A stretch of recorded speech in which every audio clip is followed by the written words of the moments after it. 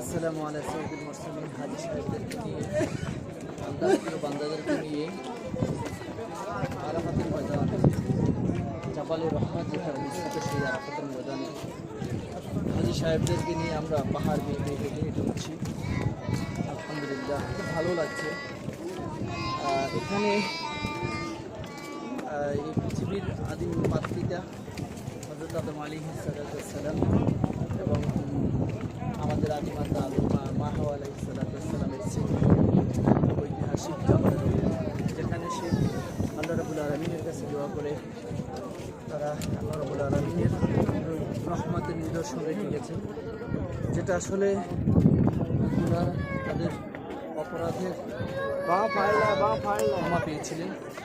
সেই কারণেই এই পাহাড়ের নাম হয়েছে জাবালে রহমত। সেখানে আল্লাহ রাব্বুল আলামিনের রহমত সরাসরি সেই জাবালের রহমতে হাজী সাহেবদেরকে নিয়ে উঠছি। আমরা একটু ক্যামেরায় চাকরি ঘুরিয়ে দেখব জাবালের রহমত দিয়ে আরাফাতের ময়দান কেমন দেখা যায়। ছোট্ট একটি পাহাড় কিন্তু চমৎকার হচ্ছে।